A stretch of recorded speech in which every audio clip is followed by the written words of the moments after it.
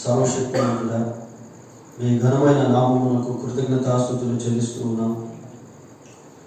ఆకాశమందు నీవు తప్ప మాకెవరున్నారు? ప్రభువా, నీవు మాకుండగా లోకంలోనిది ఏదియు నాకు అక్కర్లేదు అనే ఆ దృఢమైన విశ్వాసంలోనికి మమ్మల్ని నడిపించమని ప్రార్థిస్తూ ఉన్నాం.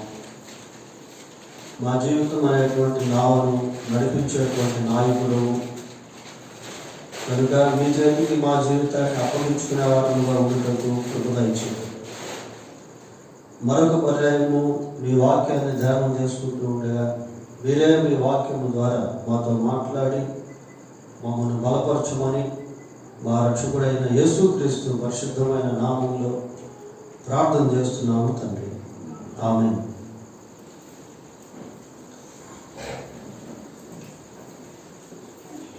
ఉదయకాలంలో మనం నెహెమ్యా గురించి కొన్ని విషయాలు జ్ఞాపకం చేసుకున్నాం. ఈ రాత్రి ఇంకొక వ్యక్తిని గురించి మనం చూస్తాం. ఇతని పేరు ఓబద్యా.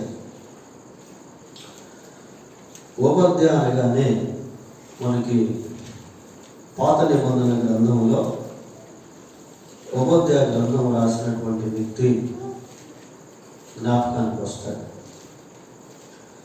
వాస్తవానికి ఓబద్యా అనేటువంటి పేరు కలిగినటువంటి వాళ్ళు దాదాపు 13 మంది బైబిల్లో పేర్కొనబడ్డారు. ఈ రాత్రి మనం ధ్యానించబోయేటువంటి ఓబద్యా ప్రవక్త అయితే కాదు, కానీ ఒక గృహ నిర్వాహకుడు, స్టీవర్డ్షిప్. ఈయన జీవితాన్ని గురించి అంత ఎక్కువ డీటెయిల్స్ లేవు బైబిల్లో. అయితే ఉన్న వివరాల్లో కొన్ని వివరాలు అతని యొక్క భక్తి జీవితాన్ని జ్ఞాపకం చేస్తూ ఉన్నాయి. ఆ భక్తిలో ఉన్నటువంటి ఉన్నత మెట్లలో కొన్నింటిని మనము ఈ రాత్రి ధ్యానం చేయబోతూ ఉన్నాం. చాలా క్లుప్త వర్తమానంగా దీన్ని మనం కలిగి ఉన్నాం. ఈ వ్యక్తి మనకి ఎక్కడ కనిపిస్తాడు అని అంటే, చూడండి, రాజుల మొదటి గ్రంథము 18వ అధ్యాయం. రాజుల మొదటి గ్రంథం 18వ అధ్యాయం 3వ వచనాన్ని చదువుకుందాం.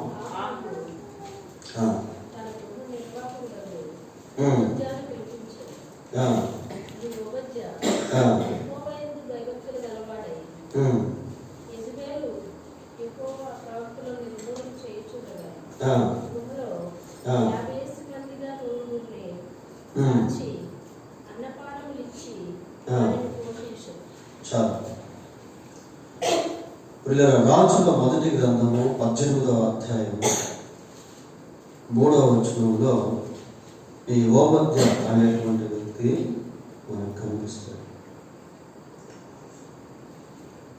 ఆహాబునకు గృహ నిర్వాహకుడకు ఓబద్యా. మరి ఆహాబు రాజు గృహంలో ఈ ఓబద్యా అనేటువంటి వ్యక్తి గృహ నిర్వాహకుడిగా ఉన్నాడు. He was good steward. మంచి గృహ నిర్వాహకుడిగా ఓబద్యాను మనము చూడగలుగుతాం. ప్రియులారా, గృహ నిర్వాహకుడు అని అంటే తనకు అప్పగింపబడినటువంటి పనిపైన నమ్మకంగా ఉండేటువంటి వాడు అని అర్థం. ఏ పని అయితే తనకు అప్పగించారో ఆ పని పైన నమ్మకంగా ఉండేటువంటి వాడు గృహ నిర్వాహకుడు అని అంటే. ఆ రోజుల్లో రాజుల గృహాల్లో, సామంతుల గృహాల్లో ఈ గృహ నిర్వాహకులు అనబడేటువంటి వాళ్ళు ఉండేవాళ్ళు. ఇక్కడ ఆ ఓబద్యా ఎవరింట్లో ఉన్నాడు? ఆహాబు రాజు ఇంట్లో గృహ నిర్వాహకుడిగా ఉన్నాడు. అతని గురించి ఇక్కడ ఇంకా ఏమని చూస్తున్నాము అంటే, అతడు దేవుని యందు బహు భయభక్తులు గలవాడై ఉన్నాడు. యెహోవా యందు బహు భయభక్తులు కలిగిన వాడిగా ఉన్నాడు. చూడండి, అతను గృహ నిర్వాహకుడిగా ఉన్నటువంటి గృహంలో తన యజమానులు ఎవరు అంటే రాజు అయినటువంటి ఆహాబు, ఆ రాజుకు భార్యగా ఉన్నటువంటి యెజబెలు. ఈ ఆహాబు యెజబెలు నిజంగా దేవుని యందు భయభక్తులు కలిగినటువంటి వారా అంటే వాళ్ళు భయభక్తులు కలిగినటువంటి వాళ్ళు కాదు. వాళ్ళు భయభక్తులు కలిగినటువంటి వాళ్ళు కాదు పిల్లలు. యెజబెలు గురించి మనందరికీ తెలుసు కదా. ఆమె దేవునికి విరోధంగా జీవించినటువంటి స్త్రీ, తన భర్తను కూడా దేవునికి విరోధంగా జీవింపచేసినటువంటి స్త్రీ. She has no good testimony. ఆమెకు మంచి సాక్ష్యం అనేటువంటిది లేదు. పోతే ఆహాబుకి ఏమన్నా సాక్ష్యం ఉందా? చూడండి, అదే గ్రంథం 21వ అధ్యాయం 25వ వచనం చదువుకుందాం. 21వ అధ్యాయము 25. యెహోవా దృష్టికి కీడు చేయ తన్ను తాను అమ్ముకొనిన ఆహాబు వంటి వాడు ఎవడు కూడా లేడు. అటువంటి సాక్ష్యాలు ఈ ఆహాబు ఎలిజబెత్ కలిగి ఉన్నారు. అయితే ఆ గృహంలో ఓబద్య మంచి సాక్ష్యాన్ని కలిగి ఉన్నాడు. ఆ గృహంలో దేవుని యొక్క భయభక్తులు కలిగినటువంటి వ్యక్తిగా ఓబద్యను మనము చూడగలుగుతాం. సిమిలర్గా అంటే ఇటువంటి సన్నివేశము ఆదికాండంలో కూడా మనకు ఒకటి కనిపిస్తుంది. ఆదికాండంలో కూడా ఒక వ్యక్తి గృహ నిర్వాహకుడిగా ఉన్నాడు. ఎవరు చెప్పగలరా? యోసేపు. మంచి గృహ నిర్వాహకుడు యోసేపు. పోతే యోసేపు యొక్క ఆ గృహంలో ఉన్నటువంటి యజమానులు ఎవరు అంటే పోతీఫరు యొక్క భార్యకు పేరు చెప్పలేదు బైబిల్లో. మరి పోతీఫరు ఏమన్నా దేవుని యొక్క భయభక్తులు గలవాడా అంటే దాని గురించి మనకి జవాబు లేదు. హీ వాజ్ పేగన్, అతడు ఒక అన్యుడు. పోనీ భార్య అయినా మంచి జీవితాన్ని జీవించే వ్యక్తి అంటే పోతీఫరు భార్యకి సాక్ష్యం అనేటువంటిది లేదు. ఆ ఇంట్లో యోసేపు గృహ నిర్వాహకుడిగా ఉన్నాడు. దీంట్లో మనం గుర్తించాల్సింది ఏంటి అని అంటే దేవునికి విరోధంగా జీవిస్తున్నటువంటి ప్రజల మధ్య మనం జీవిస్తూ ఉన్నప్పటికీ దేవుని యందు భయభక్తులు కలిగి ఉండుట అనేది చాలా ప్రాముఖ్యము. వాళ్ళ ఇన్ఫ్లుయెన్స్, వాళ్ళ ప్రభావము మన మీద పడకుండా, వాళ్ళు దేవునికి విరోధంగా జీవించే జీవన ప్రభావం పడకుండా జాగ్రత్తగా జీవించడం అనేది చాలా ఇంపార్టెంట్. ఒక రాజు, ఒక రాణి దేవునికి విరోధంగా జీవిస్తూ ఉన్నప్పటికీ మరి ఓబద్య మాత్రం తన జీవితాన్ని చాలా చక్కగా భక్తిలో కట్టుకున్నాడు. ప్రియులారా, even though it was very difficult to build a godly life among the people, he built his godly life. అటువంటి ప్రజల మధ్య భక్తి జీవితాన్ని కట్టుకునేదానికి అవకాశం లేకపోయినప్పటికీ భక్తి జీవితాన్ని కట్టుకున్నాడు, దాన్ని కాపాడుకున్నాడు. యోసేపు కూడా అంతే. తాను గృహ నిర్వాహకుడిగా ఉన్నటువంటి గృహంలో దైవభక్తి లేకపోయినప్పటికీ తాను మాత్రము దేవుని యందు భక్తి కలిగినటువంటి వాడిగా ఉన్నాడు. అలాగే నోవాహు గురించి కూడా బైబిల్లో మనం చూస్తాం. నోవాహు యొక్క జనరేషన్ ఎలాంటిది అని అంటే అది దేవుని దృష్టికి విరోధంగా ఉన్నటువంటి తరము.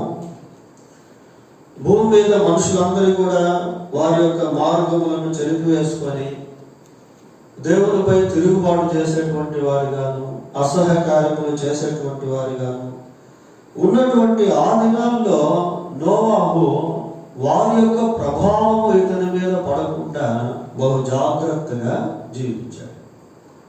త్రాగుబోతుల మధ్య త్రాగుబోతుగా కాక, తిరుగుబోతుల మధ్య తిరుగుబోతుగా కాక, దేవుని కొరకు జీవించడం అనేటువంటిది ఒక సవాలు ప్రియులారా. అది ఒక సవాలు. అటువంటి ఛాలెంజింగ్ లైఫ్, సవాలుతో కూడినటువంటి జీవితాన్ని ఓబద్య జీవిస్తూ ఉన్నాడు.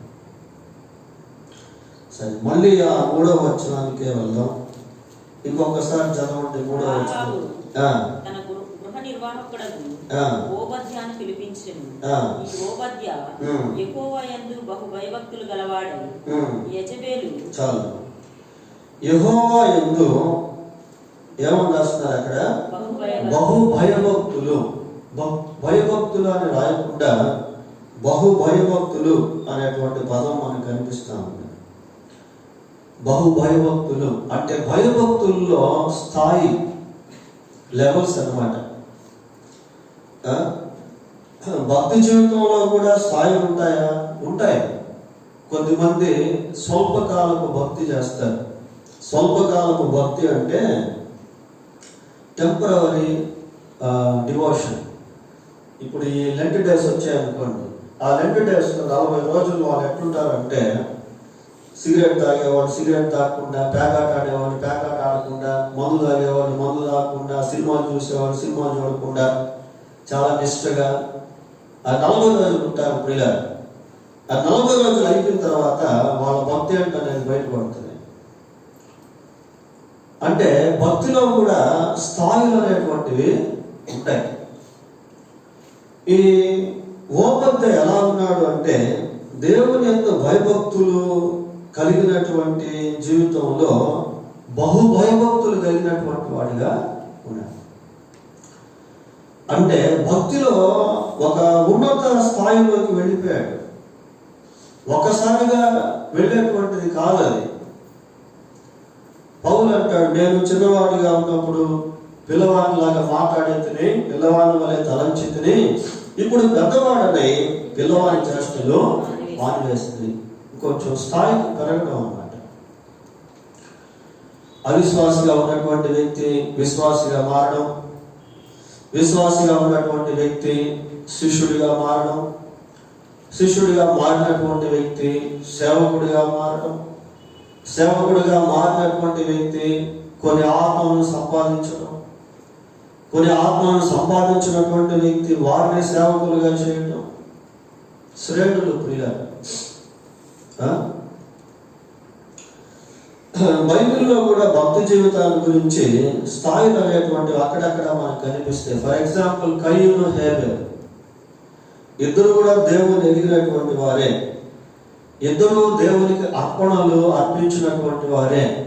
కానీ దేవుడు హేబెలు యొక్క అర్పణను అంగీకరించాడు, కయీను యొక్క అర్పణను ఆయన అంగీకరించాడు.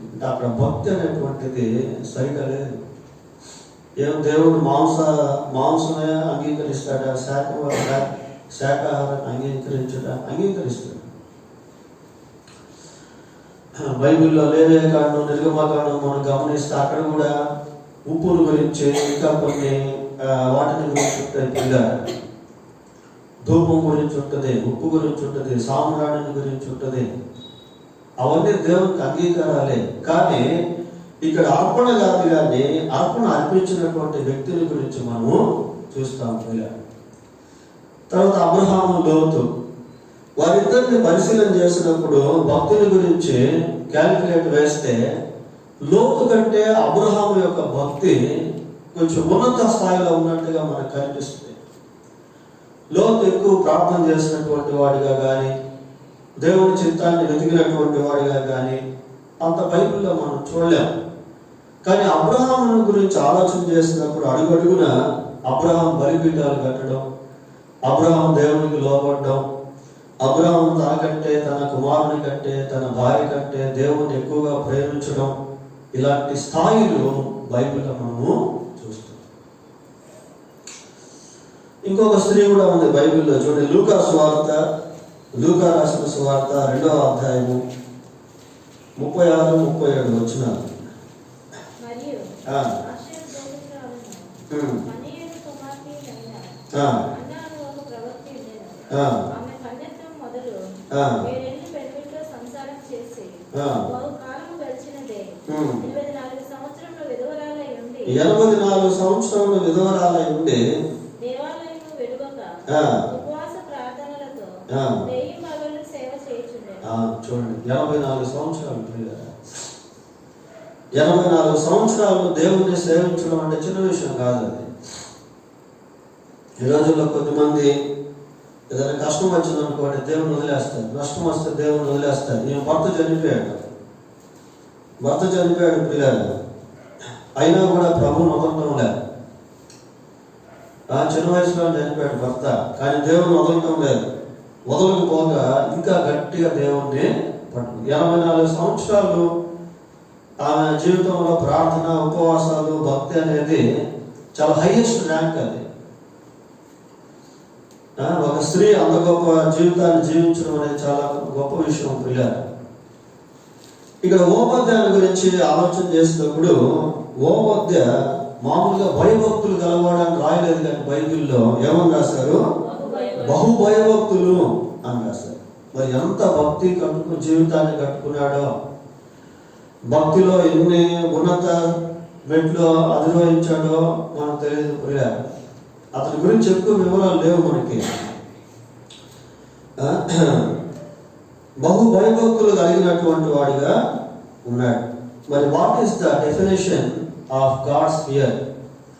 దేవుని యందు భయభక్తులు కలిగి ఉండడం అంటే ఏంటి? మందిరానికి వెళ్ళడమా, రోజు బైబిల్ చదువుకోవడమా, ప్రార్థన చేసుకోవడమా, దశభాగాలు ఇవ్వడమా? ఇవన్నీ మంచిదే ప్రియులారా. కానీ దేవుని యందు భయభక్తులు కలిగి ఉండడం అనేటువంటి దానికి బైబిల్లో కొన్ని అర్థాలు అనేవి ఉన్నాయి. సామెతల గ్రంథం 8వ అధ్యాయము 13వ వచనం చూడండి. యెహోవా యందు భయభక్తులు కలిగి ఉండుట చెడుతనమును అసహించుకొనుట. అంటే ఒక వ్యక్తి దేవుని యందు భయభక్తులు కలిగి ఉన్నాడు అంటే అతను చెడుతనాన్ని ఏం చేస్తాడంట? అసహించుకుంటాడట పిల్లాడు. అసలు ఏంటి చెడుతనం అంటే? చదవండి, కింద వచ్చిన కూడా. గర్వము, అహంకారము, దుర్మార్గత, కుటిలమైన మాటలు నాకు అసహ్యములు. చెడుతనం గురించి కూడా ఎన్నో విషయాలు బైబిల్లో ఉన్నాయి పిల్లారా. ఇక్కడ 4 విషయాలు మనం చూస్తాము: గర్వము, అహంకారము, కుటిలమైన మాటలు, దుర్మార్గత నాకు అసహ్యము. ఇంకా చెడుతనమైనటువంటి తలంపులు, చెడుతనంతో కూడిన మాటలు, చెడుతనంతో కూడినటువంటి జీవితము, ఇలా చాలా ఉన్నాయి. దేవుని యందు భయభక్తులు కలిగి ఉన్నట్లో మనుషులు చెడుతనమును అసహించుకుంటారట ప్రియులారా. చెడుతనము నీకు అసహ్యంగా ఉంది అంటే నీవు మంచి భక్తిలోనికి వచ్చావని అర్థం. చెడుతనాన్ని జురుకుంటున్నావు అన్నా, చెడుతనంలో కొనసాగుతూ ఉన్నావు అంటే నీ భక్తి జీవితం అంత సరైనది కాదు. You have to correct your godly life when God speaks to you. దేవుడు నీతో మాట్లాడుతున్నప్పుడు నీ చెడుతనాన్ని సరి చేసుకోవాలి. కొద్దిమందికి దేవుడు ఎన్నోసార్లు మాట్లాడినప్పటికీ, ఎన్నో హెచ్చరికలు ఇచ్చినప్పటికీ, వాళ్ళ మనస్సాక్షి వాళ్ళని గురించి చెడుగా సాక్ష్యం ఇస్తూ ఉన్నప్పటికీ అన్నిటిని కూడా సమర్థించేసుకుంటారు ప్రియ. అలాగా దేవుడు నీతో మాట్లాడినప్పుడు, దేవుడు నీ స్థితిగతులను గురించి స్పష్టంగా నీకు తెలియజేసినప్పుడు నీవు దాన్ని అంగీకరించాలి. ఆ మనుష్యుడు నీవే అని నాతాను ప్రవక్త దావీదుతో అంటే అవును నేనే అన్నట్టుగా దావీదు అంగీకరించాడు. నేను పాపం చేశాను అని దావీదు అంగీకరించాడు. నీకు మునుపు 4 పెనిమిట్లు ఉండేది, ఇప్పుడున్నవాడు కూడా నీ పెనిమిటి కాడు, నీవు చెబుతున్నది మాట సత్యమే అని యేసు ప్రభు సమరయ స్త్రీతో మాట్లాడితే సమరయ స్త్రీ దానికి అంగీకరించింది. నిజమే, నాకు 4 పెనిమిట్లు ఉండేది, ఇప్పుడున్నవాడు కూడా పెనిమిటి వాడు. ఇలా దేవుడు మాట్లాడుతూ ఉన్నప్పుడు మన జీవితంలో మనం సరి చేసుకోవాలి. నీ ముఖకాంతిలో మా రహస్య పాపములు కనబడుచున్నవి. 90వ కీర్తనలో ఉంటుంది అన్నమాట. నిజంగా మనం దేవుని సన్నిధికి వస్తున్నాము అంటే అది చాలా ధన్యత మనకి. ఎందుకు అంటే దేవుడు అక్కడే మనల్ని సరి చేయగలడు. మన రహస్య పాపాలు ఎవరికి తెలుస్తాయి చెప్పండి? రహస్య పాపాలు ఎవరు చూడగలరు? Who can see our secret sins unless God, except God. దేవుడు తప్ప మన రహస్య పాపము చూసేవాడు ఎవరు? కయ్యూను నీ తమ్ముడైన హేబేలు ఎక్కడ?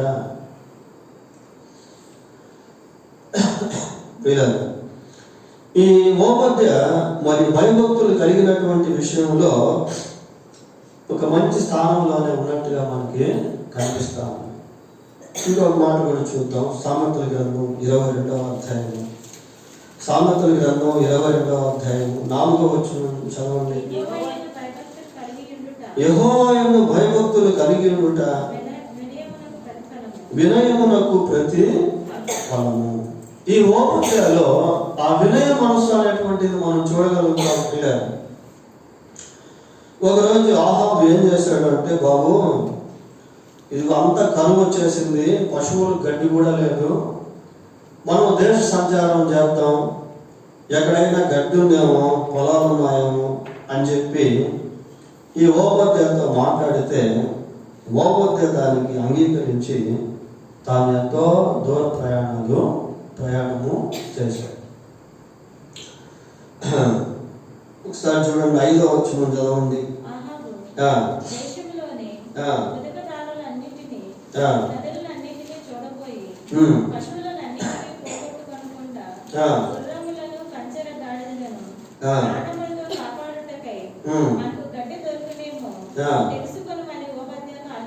ఓబద్యకు ఆజ్ఞయించను. వాస్తవానికి ఓబద్య గృహ నిర్వాహకుడు క్లియర్. ఇప్పుడు గృహంలోనే కాకుండా బయట పనులు కూడా పెడతా ఉన్నాడు. అలా ఆజ్ఞ ఇచ్చిన తర్వాత వారిద్దరూ కూడా ప్రయాణం చేసి ఒక్కొక్కరు ఒక్కొక్క ప్రాంతానికి వెళ్ళినట్టు ఆ తరువాత వచనాలు మనకి కనిపిస్తుంది. అప్పుడే ఏలియా ప్రవక్త ఓబద్య కనిపించాడు. ఓబద్య కనిపిస్తే వెంటనే ఓబద్య ఏలియా ప్రవక్తను గుర్తుపట్టి నమస్కారము చేశాడు.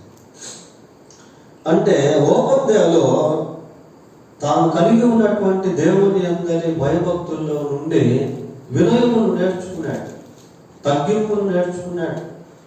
ఈ రోజుల్లో ఈ క్వాలిటీ అనేటువంటిది మనం చూడలేకపోతున్నాం. పిల్లల్లో తగ్గింపు లేదు, భార్యలో తగ్గింపు లేదు, స్త్రీలలో తగ్గింపు లేదు. తగ్గింపు జీవితానికి మనుషులు ఇష్టపడటం లేదు. నేనేం తగ్గించుకునేది, వాడు కరెక్ట్గా ఉన్నాడా? ఇట్లాంటి మొండి వైఖరి అనేది ఈ రోజుల్లో మనం సాధారణంగా చూస్తాం. ఓబద్య అలా కాదు. ఓబద్య మరి ఎంతో ధీరుడిగా, తగ్గింపు స్వభావం కలిగినటువంటి వాడిగా, మనసు కలిగినటువంటి వాడిగా ఉన్నాడు. దేవుని యొక్క భయభక్తులు కలిగి ఉన్నారు అంటే దాంట్లో తగ్గింపు కూడా ఒక లక్షణం. వినయ మనస్కుడు ఘనతనందును అని బైబిల్లో. తను తాను తగ్గించుకున్న వాడు హెచ్చింపబడును. దేవుని ఎదుట దీన మనస్కులై ఉండుడి. దేవుడు తగిన సమయం ముందు మిమ్మల్ని హెచ్చించినట్లు ఆయన బలిష్టమైన హస్తము క్రింద దీన మనస్కులై ఉండుడి. So we can see such kind of quality in the life of ఓబద్య.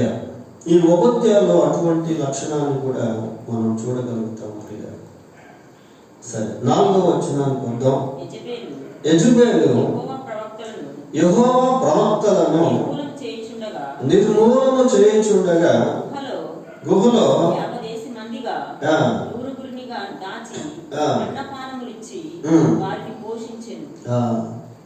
చూడండి.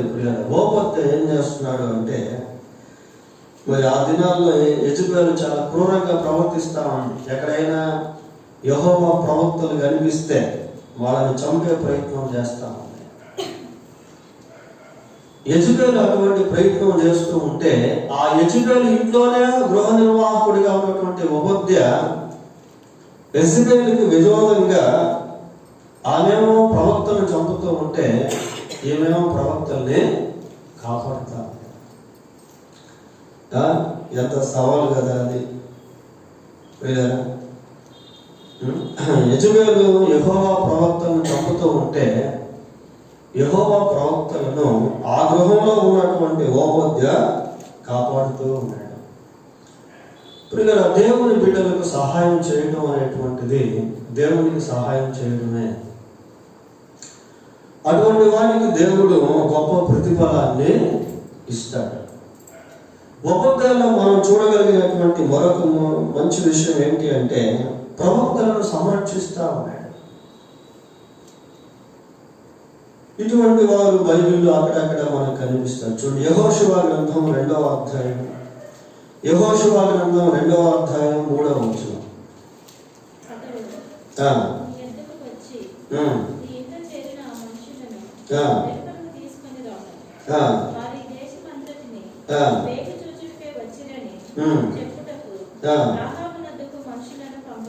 రాహాబునొద్దకు మనుషులను పంపగా ఆ స్త్రీ ఆ ఇద్దరు మనుషులను వారిని దాచిపెట్టి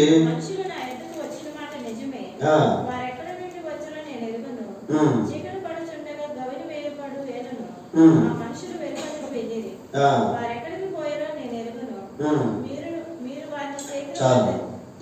ఇక్కడ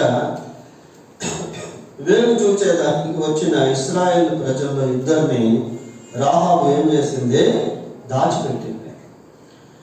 ఇది ప్రాణంతో కూడినటువంటి చర్య. ప్రియులారా, ఒకవేళ రాహాబు ఆ వేగు చూసేవారిని దాచిపెట్టినట్టు రాజు కింద తెలిసింది అనుకోండి, ఏం చేస్తాడు? రాజు చంపేస్తాడు. ఆ వేగు చూసేవారిని చంపేస్తాడు. ఈమెను కూడా చంపేసినా ఆశ్చర్యపోవాల్సిన పని లేదు. ఎందుకంటే ఈమె రాజుకు వ్యతిరేకంగా జీవిస్తూ ఉంది.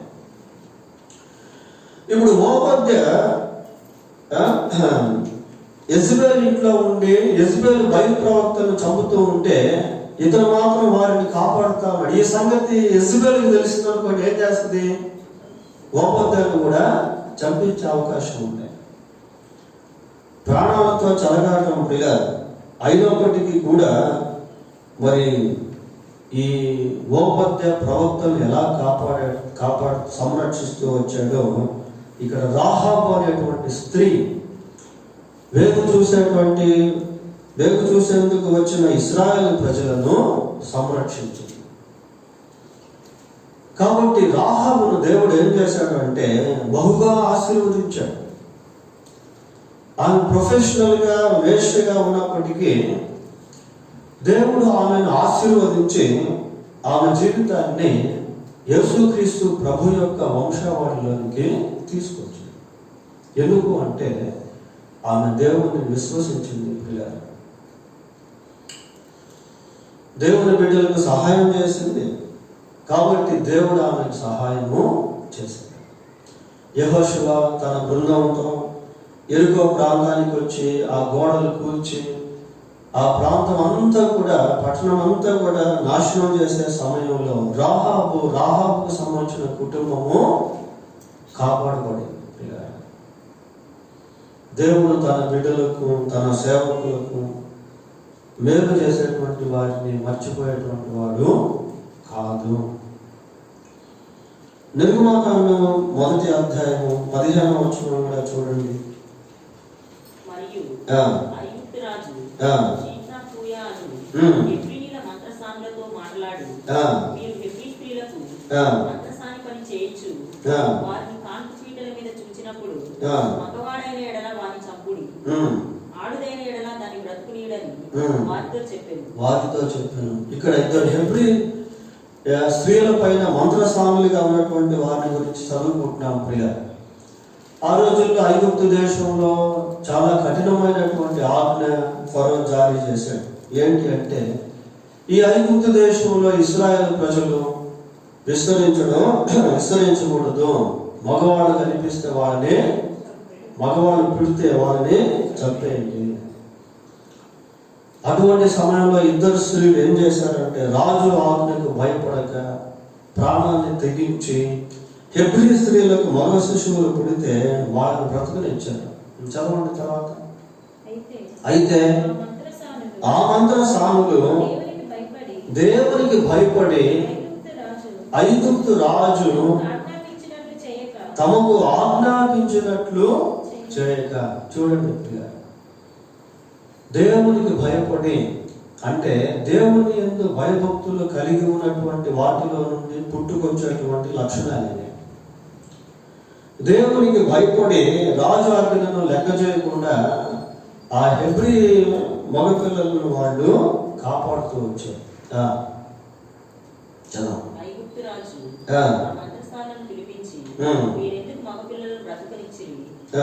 ఈ పని ఎలా చేశారు? ఆ వచనం ఉందా? కంటిన్యూ అయిందా? మంత్రసానులు దేవునికి భయపడి ఐగుప్తు రాజు తమకు ఆజ్ఞాపించినట్లు చేయక మగపిల్లలను బ్రతకనీయగా ఐగుప్తు రాజు ఆ మంత్రసానులను పిలిపించి, మీరెందుకు మగపిల్లలను బ్రతకనిచ్చితిరి? ఈ పని ఎలా చేసిరి అని అడిగింది.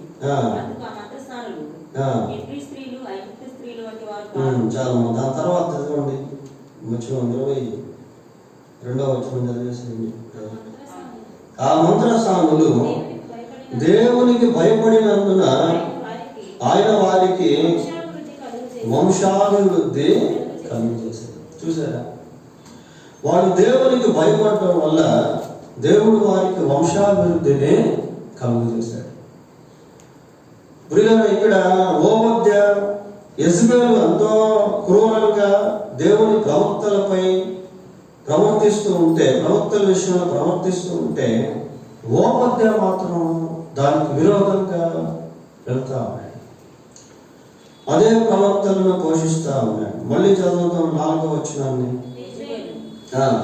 యెహోవా ప్రవక్తలను నిర్మూలన చేయుచుండగా ఊహలో 50 మందిగా ఊరుగురునిగా దాచి అన్నపానములిచ్చి వారిని పోషించెను. చాలు, ఇక్కడ ఒక నిమిషం మనం ఆగాలి. ఏంటంటే 100 మంది ప్రవక్తలను 2 భాగాలుగా చేసి 50-50గా చేసి వాళ్ళని ఏం చేస్తున్నాడంటే గుహలో ఉంచి పోషిస్తా ఉన్నాడంట. ఎవరు 100 మందికి రోజు ఆహారం పెట్టాలంటే అది సులభమైన పనేనా? పైగా ఇతను రాజు కాదు, ఇతను ఏంటి అంటే గృహ నిర్వాహకుడు. పైగా టైం ఎట్లాంటిదంటే it is very tough time. 18:2 చదవండి, 2వ వచనం. దర్శించుటకై ఏలియా వెళ్ళిపోయింది. అమ్మా 18:2 చదవండి. అదే షోమ్రోనులో ఘోరమైన క్షామము కలిగి ఉండగా. షోమ్రోన్లో ఏముంది? క్షామం అంటే ఏంటి? కరువు.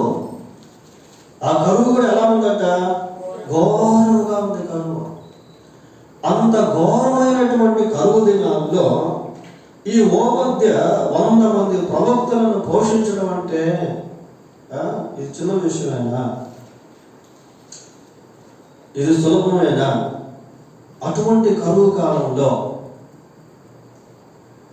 వర్షాలు లేవు, పంటలు లేవు, ఘోరమైనటువంటి కరువు వచ్చేసిన దేశంలో అటువంటి సమయంలో ఈ వ్యక్తి 100 మంది ప్రవక్తలను పోషిస్తున్నాడు అని అంటే ఎంత త్యాగపూరితమైన జీవితమో చూడండి పిల్లలు.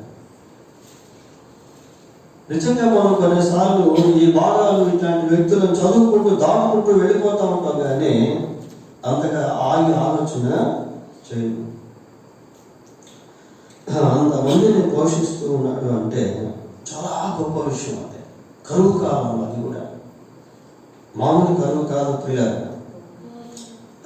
దానికి ముందు ఉన్నటువంటి చాప్టర్లో సారెపోతు విధవరాల గురించి మనం చూస్తాం. సారెపోతు విధవరాలు ఉన్నప్పుడు కూడా కరువు బాగా భయంకరంగా ఉంది. చూడండి, ముందు అధ్యాయంలో 15వ వచనం చదవండి. ఇశ్రాయేలీయుల దేవుడైన యెహోవా సెలవిచ్చి ఉన్నాడు అనేది. అంతటా ఆమె వెళ్ళి ఏలియా మాట చొప్పున చేయగా అతడును ఆమెయు ఆమె ఇంటి వారును అనేక దినములు భోజనము చేయించు వచ్చేది. ఆ ఒక్క పూటకే భోజనం ఉంది పిల్లలు.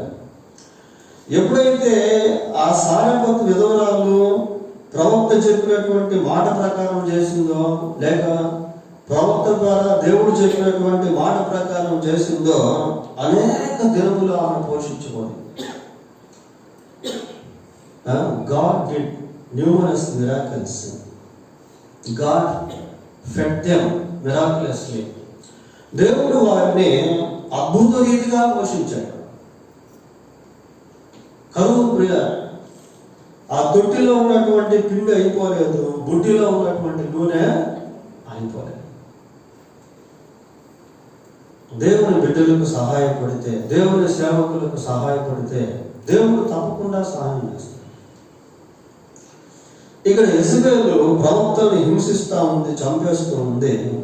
అటువంటి సమయంలో, కరువు కాలంలో ఓబద్య ప్రవక్తలను పోషిస్తూ ఉన్నాడు. మత్తయి సువార్త 10వ అధ్యాయము 41వ వచనం. 10వ అధ్యాయము 41వ వచనం.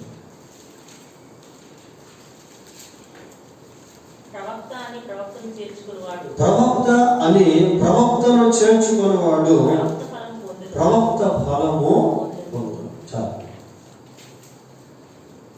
ప్రవక్త అని ప్రవక్తను చేర్చుకునేవాడు ప్రవక్త ఫలము పొందును. ఈ ఓబద్య ఎటువంటి ప్రతిఫలాలు పొందాడో మనకు తెలియదు. సారెపతు విధవరాలు ఏలియా ప్రవక్తను చేర్చుకున్నప్పుడు ఆమె ఆశ్చర్యరీతిగా పోషించబడింది. షూనేమీయురాలు ఎలీషా ప్రవక్తను చేర్చుకున్నప్పుడు ఆమెకు దేవుడు గర్భఫలాన్ని అనుగ్రహించాడు. ఇక్కడ ఓబద్య ఎటువంటి మేలు పొందాడో మనకు తెలియదు. ప్రియులారా, 100 మందిని సంరక్షించడం మాత్రమే కాకుండా, యెజబెలు బారి నుండి తప్పించడం మాత్రమే కాకుండా వారిని పోషించాడు. కాబట్టి ఓబద్యలో మనం ఏం చూడగలము అంటే, he has the sacrificial heart. త్యాగపూరితమైనటువంటి హృదయాన్ని ఓబద్య కలిగి ఉన్నాడు. ప్రియులారా, దేవునికి సంబంధించినటువంటి విషయంలో మన గుప్పిలిని విప్పితే, దేవునికి సంబంధించినటువంటి విషయంలో మనం త్యాగపూరితులముగా ఉంటే దేవుడు కృప చూపిస్తాడు. అలాగని కృప చూపించడని అనట్లేదు. But we have to pray our role when people are in need of physical things. విస్తారమైనటువంటి జనాలు వచ్చారు, దేవుని వాక్యాన్ని వింటా ఉన్నారు. యేసుక్రీస్తు ప్రభు వారిని గురించి ఆలోచిస్తా ఉన్నాడు. ఈ ప్రజలు వచ్చి దేవుని వాక్యాన్ని వింటున్నారు. వీరికి తినేదానికి ఏమైనా పెడదాము అని ఆలోచిస్తూ ఉంటే శిష్యులు అంటున్నారు, ప్రభువా, ఇంతమంది జన సమూహానికి ఎక్కడి నుంచి తెస్తాం ఆహారం? అసలే ఇది అరణ్య ప్రదేశం అని అంటే, ఒక చిన్న బాబు దగ్గర కొంచెం ఆహారం ఉంది. ఎంతది? 5 రొట్టెలు 2 చేపలు. ఇవే ఉన్నాయి ప్రభువా అంటే, అవే తీసుకోరండి అన్నాడు. వాళ్ళు అడిగినప్పుడు ఆ బాబు ఇచ్చాడు చూసారా, అది మనం గమనించాలి. ఆ చిన్న బిడ్డ వయసు అంతా మనకు తెలియదు, కానీ 5 రొట్టెలు 2 చేపలు ఇచ్చేసాడు. ఆ బాబు కోసం సరిపడే ఆహారం అది ఇచ్చేసాడు. పిల్లలు, దేవుడు దాన్ని ఆశీర్వదించాడు. సారెపతు విధవరాలు తాను తన బిడ్డలు ఆ ఒక్క పూటకు పోషించబడాల్సినటువంటి రొట్టెను తీసుకొచ్చి ఏలియాకు ఇచ్చి తాను పోషించబడింది. ఈ ఓబద్యలో అటువంటి హృదయాన్ని మనం చూడగలుగుతాం. గలతీ పత్రికలో ఒక మాట చూడండి, అది చూసి మనం ముగిద్దాం. గలతీలకు రాసిన పత్రిక 6వ అధ్యాయం. గలతీ పత్రిక 6వ అధ్యాయము 9వ వచనం 8వ వచనం. తన శరీరం బట్టి విత్తువాడు తన శరీరం నుండి క్షేమను పంటపోయేను, ఆత్మను బట్టి విత్తువాడు ఆత్మ నుండి నిత్య జీవనం పంటపోయేను. మనం మేలు మనము మేలు చేయుట యందు విసుగక యుద్ధము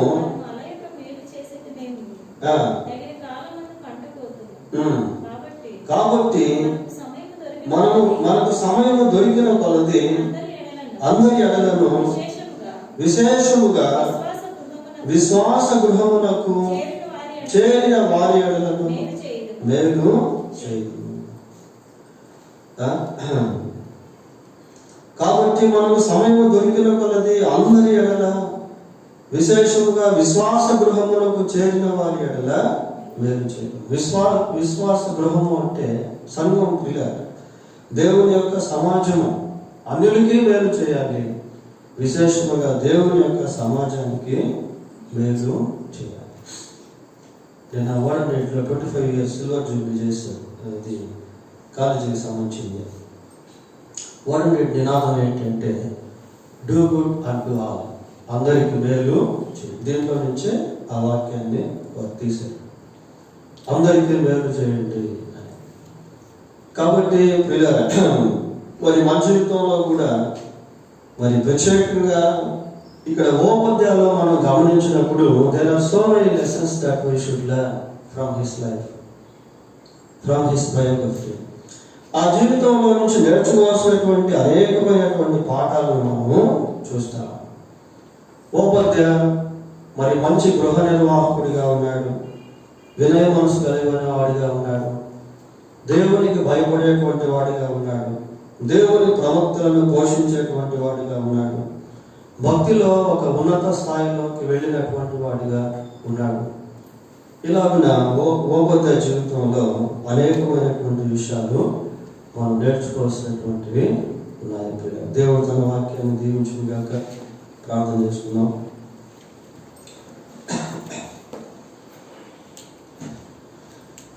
ప్రార్థన. కృపాకనికరములైన మా తండ్రి, పరిశుద్ధులైన మా దేవా, మీకు వందనాలు స్తోత్రాలు చెల్లిస్తూ ఉన్నాం. ఈ రాత్రి ఓపద్య జీవితంలో నుంచి కొన్ని విషయాలు మేము ధ్యానం చేసాం. ఈ ధ్యాన విషయం మాకు దీవెనకరంగా ఉన్నట్లు సహాయం చేయండి. మా చుట్టూ ఉన్నటువంటి ప్రజలు ఎటువంటి వారైనప్పటికీ మేము మాత్రం భక్తిని జాగ్రత్తగా కట్టుకునేటువంటి వారముగాను, దాన్ని కాపాడుకునేటువంటి వారముగాను, దానిలో ఎదిగేటువంటి వారముగాను ఉండనట్లు సహాయం చేయండి. మా ప్రభా, మమ్మల్ని అనేకులకు ఆశీర్వాదకరంగా చేయమని ప్రార్థన చేస్తూ ఉన్నాం. ఈ వర్తమానం విన్నా మాకందరికీ దీన్ని దీవెనకరంగా చేయమని మా రక్షకుడైన యేసుక్రీస్తు పరిశుద్ధమైన నామంలో ప్రార్థన చేస్తున్నాము తండ్రి. ఆమేన్.